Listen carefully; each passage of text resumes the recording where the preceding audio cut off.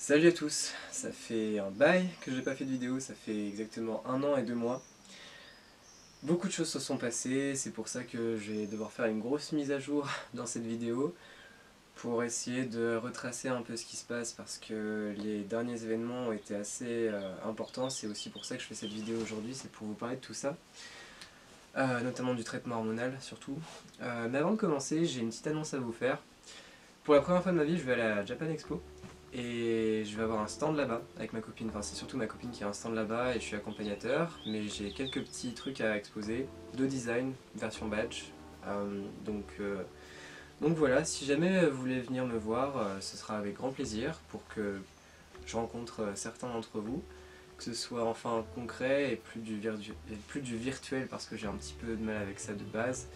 Donc on sera au stand yaourt au citron, voilà, donc je referai une annonce la veille avec le système de miniature sur YouTube si j'arrive à voir comment ça fonctionne. Voilà, donc pour commencer, je vais retracer un peu ce qui s'est passé depuis du coup ma dernière vidéo où j'étais à 5 mois post-op. Donc les rattrapages se sont bien passés, j'ai eu mon année sans problème, là je suis diplômé dans du spectacle. Et là en fait il se trouve que je suis en année de césure. Euh, c'est pas très important ce que je fais en ce moment parce qu'en fait je suis vraiment en train de mettre de l'argent de côté pour pouvoir partir au Québec, voilà, dans mon deuxième pays. Donc non, le plus important là-dedans en fait c'est le lien entre le traitement hormonal et le milieu professionnel, comment ça a impacté sur mes relations en fait dans le milieu professionnel. Euh, voilà, donc pour recontextualiser, j'étais à 3 semaines, une dose entière toutes les 3 semaines, en août dernier.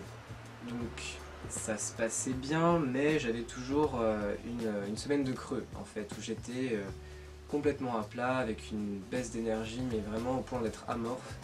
Donc j'en ai parlé à mon endocrinologue de l'époque, le professeur Esny, qui a décidé de me passer à une dose entière toutes les 2 semaines, sans baisser le dosage. Donc je me dis ok, c'est lui le pro, on verra bien. Et ça va beaucoup mieux, je suis plein d'énergie, etc. Jusqu'à il y a 3 4 mois, vraiment début janvier, où là c'était plus possible en fait, je me reconnaissais plus. C'est-à-dire que je suis d'un naturel calme, pacifique.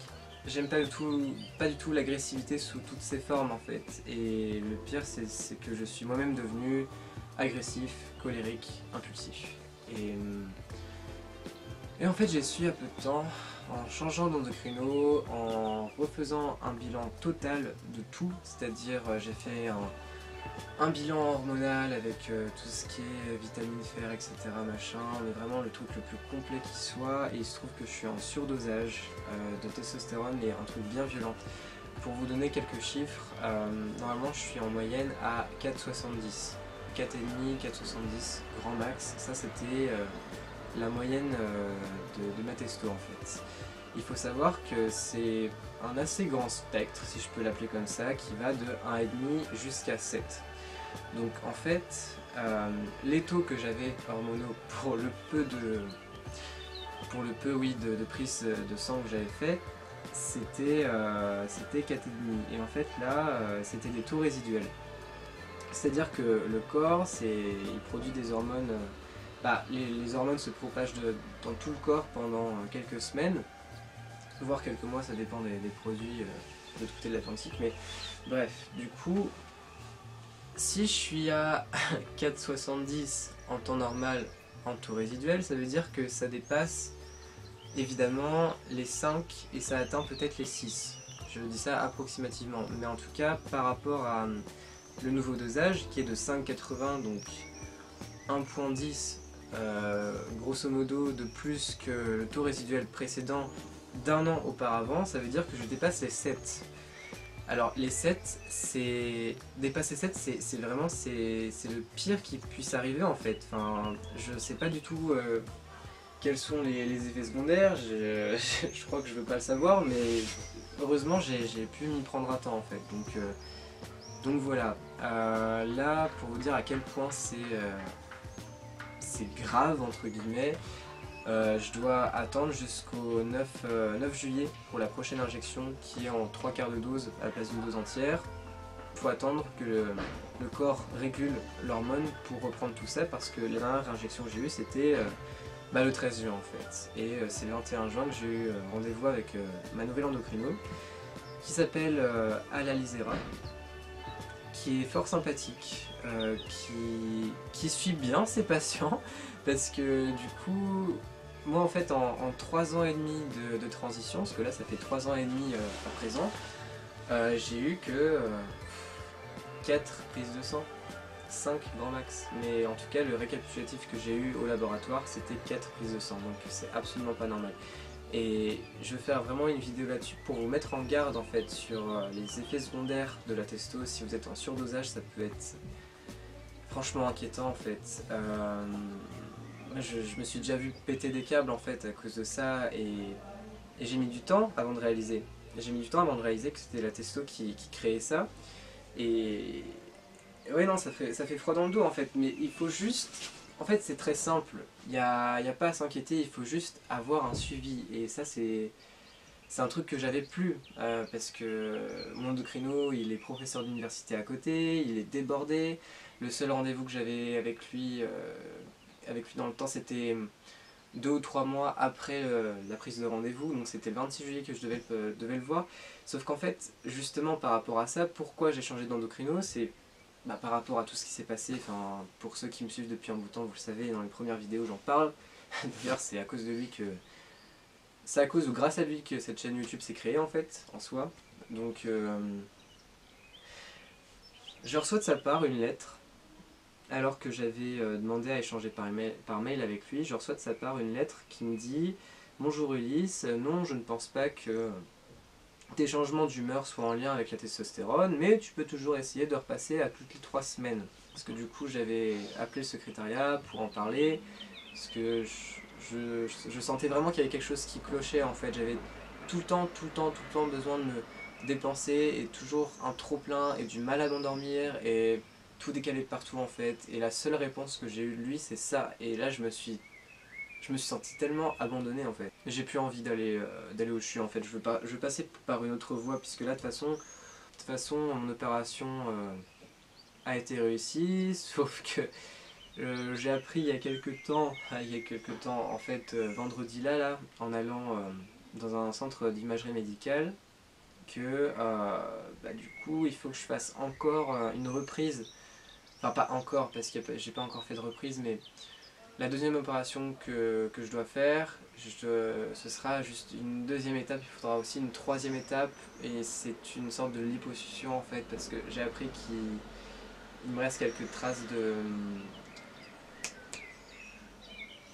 de tissus graisseux en fait. Voilà, c'est pas des tissus mammaires qui me restent comme pensait mon endocrino actuel, mais c'est des tissus graisseux et du coup, je sais pas si ça se voit à la caméra ou quoi en fait, mais c'est vraiment... Là, c'est assez mou en fait et du coup il faut reprendre là-dessus. Je sais pas pourquoi ça fait ça, c'est là depuis le début et en fait on m'avait dit que c'était du liquide qui allait partir au bout de 3 semaines, sauf qu'en fait là ça fait un peu 1 an et demi. Donc voilà, c'est un peu chiant mais bon, c'est la vie. Je me dis au moins j'ai pas payé 3000 balles ou 5000 balles ou quoi que ce soit, tout a été pris en charge donc j'ai pas à me plaindre, mais c'est vrai que c'est un peu chiant, voilà. Sinon, niveau cicatrice, franchement, je trouve ça propre. J'aime pas trop les cicatrices trop droites en fait, j'aime bien quand ça épouse entre guillemets les courbes du corps, donc voilà. Elle se voit quasiment plus. J'ai très peu de regard quand je vais à la piscine. À la mer pas du tout. Les gens ils captent pas ce que c'est en fait. Donc franchement flippez pas par rapport à ça. Si vous voulez aller à la piscine, les gens juste ils captent pas que c'est une mammectomie. Ils en ont jamais vu et ils ont pas du tout l'idée d'une mammectomie sur un mec en fait. En soi pour eux c'est inconcevable qu'un mec fasse une mammectomie. Enfin, pour eux c'est vraiment que les femmes qui ont un cancer qui font une mammectomie. Donc voilà, vous stressez pas par rapport à ça, il n'y a pas de problème.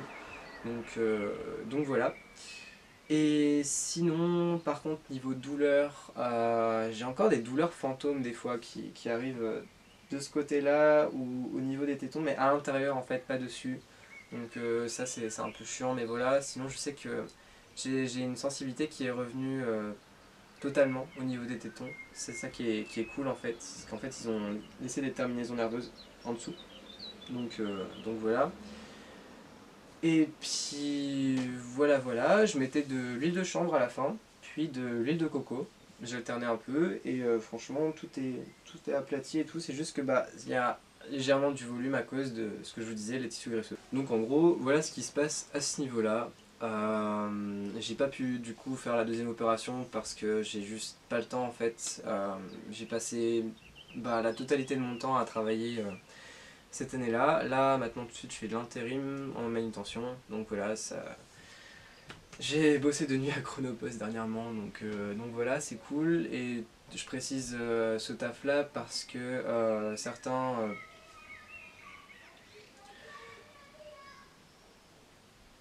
merci les voisins. Certains peuvent avoir peur des suites de l'opération, même 1 an ou 2 ans après. Du coup, je tiens à rassurer ces personnes. Faites pas attention, c'est terrible. Je tiens à rassurer ces personnes par rapport à ça. Il n'y a pas de souci. Juste, on peut lever les bras sans problème hein, ou quoi. Parce que du coup, juste la peau a cicatrisé, il n'y a pas de problème, et juste, il n'y a pas de douleur fantôme.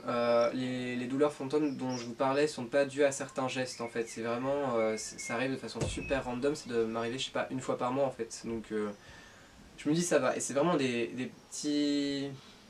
Pas des petits picotis comme des fourmis, mais vraiment des pics plus profonds, mais ça reste un peu comme... Je vais pas vous faire peur, mais un peu comme une pluie d'aiguilles en fait, mais vraiment, ça dure 15 secondes je pense, comme ça. Mais pourquoi cette vidéo est pleine de bruit blanc? C'est pas possible. Donc voilà, je pense qu'on peut fermer ce chapitre par rapport à ça. Par rapport à la Namek. Sinon, vendredi, en même temps, j'ai fait une écho pelvienne. Alors en fait, c'est comme une sorte d'échographie pour voir si j'ai pas de kyste aux ovaires. Ouais, c'est la première fois que je faisais ça dans le cadre de la transition. Ce que vous disent certains spécialistes peut effectivement impressionner par rapport au risque de cancer des ovaires. Par exemple, quand j'ai vu le professeur Fauvet pour la première fois, j'ai eu une impression assez désagréable puisqu'elle m'a parlé directement de l'hystérectomie alors que je venais la voir pour la mammectomie, puisqu'elle est chirurgienne obstétricienne, donc dans le service gynécologie, c'est sa spécialité.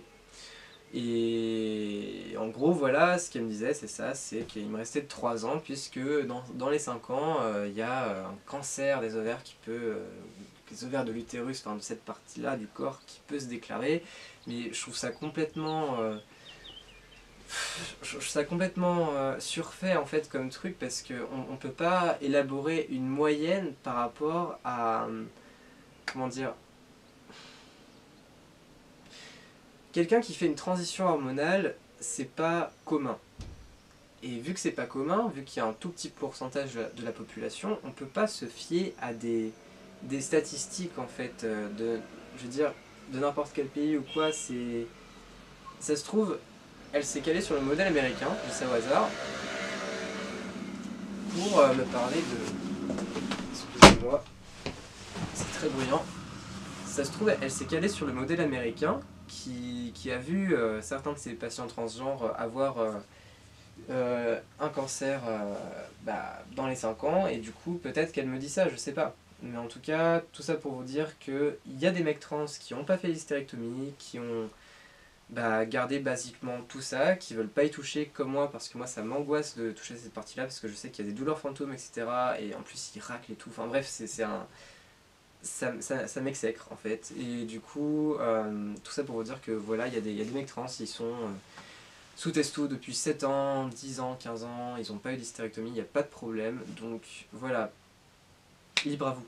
Le choix est libre, toujours dans la transition, le choix est toujours libre. Donc faites des tests, faites des bilans régulièrement pour vous assurer que tout va bien. et tout ira comme sur des roulettes. Voilà.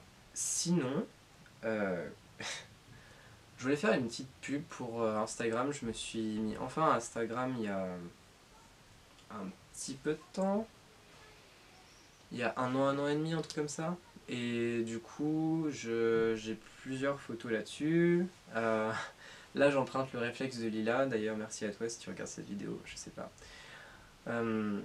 Et je me suis redécouvert une passion pour la photographie, ayant de nouveau un appareil. Et là, du coup, bon, je publie pas trop en ce moment parce que je me suis volé mon téléphone à la fête de la musique.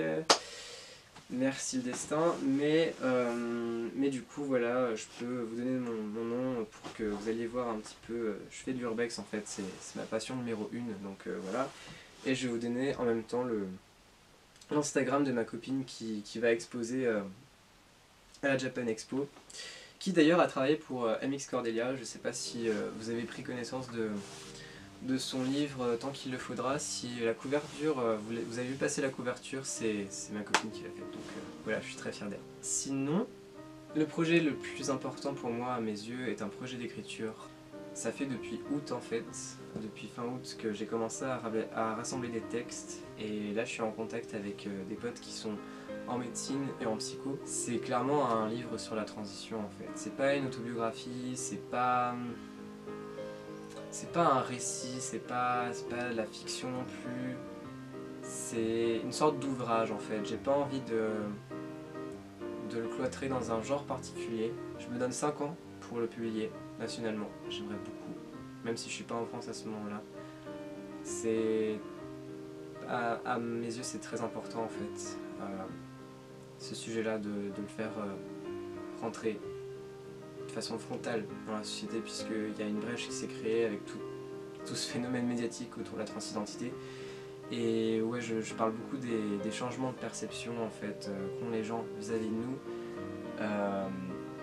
C'est vraiment un rôle social en fait. Le genre est un rôle social, ça vous le savez, mais le vivre de l'intérieur c'est vachement impressionnant. Et du coup je parle de tout ça en fait, de toute cette sphère émotionnelle, cette sphère sociale, la sphère onirique aussi, la psyché onirique. Donc voilà, c'est pour ça que je suis en contact avec des gens qui sont en médecine par rapport à l'aspect scientifique en fait, de comment l'hormone est créée, etc. Comment elle est transportée dans le corps, etc. Et avec des personnes qui sont en psycho pour avoir des références en fait d'ouvrages, de vrais ouvrages sur lesquels me baser pour à la rigueur les déconstruire en fait par rapport au point de vue d'une personne trans qui est concernée par la chose, et pas au point de vue d'une personne cisgenre qui fait des recherches sur les personnes trans mais qui n'est pas elle-même concernée. Donc voilà, c'est un truc qui me tient beaucoup à cœur, et du coup c'est pour ça que aussi j'ai pas fait de vidéo pendant tout ce temps-là, c'est que je me sentais juste pas capable en fait de reprendre la caméra. J'ai traversé quelques petites phases difficiles en fait, comme tout un chacun après les études, on sait pas où se diriger, on sait que c'est très difficile d'atteindre un rêve, puisque le mien c'est d'être scénographe. Donc voilà, je pourrais pas supporter d'être à nouveau dans la précarité comme j'ai été auparavant, donc c'est pour ça que je suis en train de me rediriger petit à petit vers une autre filière qui pourrait m'octroyer un job alimentaire en fait. Donc voilà, c'est compliqué, je suis en période de transition. Tout court, enfin je considère que ma transition est finie là à l'heure actuelle. Il reste plus que la part administrative, et ça c'est encore une autre affaire, puisque je dois écrire une lettre à la présidente du TGI, du tribunal de grande instance de Caen.